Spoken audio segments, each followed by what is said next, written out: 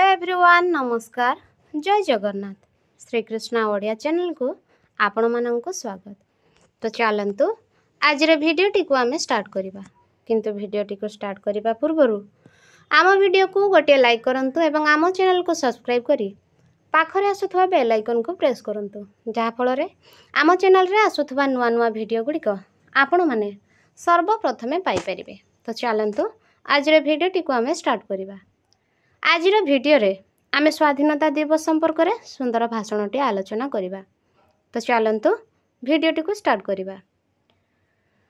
चिर नमस्य जातीय पताका सम्माननीय सभापति महोदय पूज्य गुरुजी गुरुमा वृंद उपस्थित भद्रमंडली एवं मोर अति प्रिय सान बड़ भाई और भौणी माने आज हेउछि आमर 79तम स्वाधीनता दिवस। एही दिवसटी हेउछि आम पाई और आम देश पाई एक आनंद उल्लास और गर्वर दिन। एकतार अभाव जोगु आम माँ भारतवर्ष दीर्घ 200 वर्ष धरी विदेशी इंग्रेज मानक द्वारा शासित हेउथिला। इंग्रेज माने आम देश रे व्यापार वाणिज्य करी आम देशर धनरत्न तांको देश को बही नहीं जाउथिले। आम देशर लोक मानकु पोको माछी भली व्यवहार करुथिले। एहार प्रतिवाद कले मिलुथिला चाबुक प्रहार और अनेक अत्याचार। एही चाबुक प्रहार को खातिर न करी आम देशर वीर महापुरुष माने यथा मंगल पांडे खुदीराम महात्मा गांधी पंडित जवाहरलाल नेहरू नेताजी सुभाष चंद्र बोस सरदार वल्लभ भाई पटेल ओडिशार उत्कलमणि गोपबंधु दास उत्कल गौरव मधुसूदन दास इत्यादि आत्मबली जोगु आम देश 1947 मसीहा अगस्ट मास 15 तारिख रे स्वाधीनता लाभ करथिला।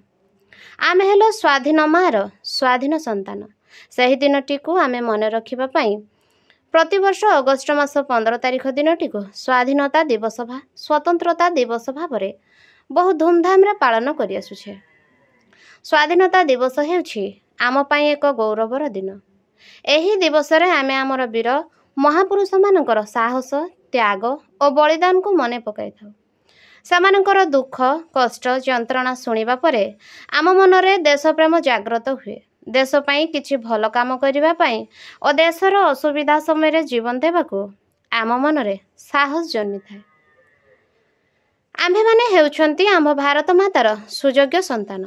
आमे एही जातीय पताका तल शपथ नेबा जे आम देशर स्वाधीनता और अखंडता रक्षा करिबा।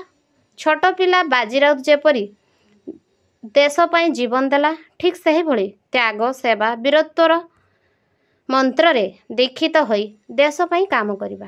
मु एतिकी कही मोर वक्तव्य शेष करुछि। जय हिंद जय भारत।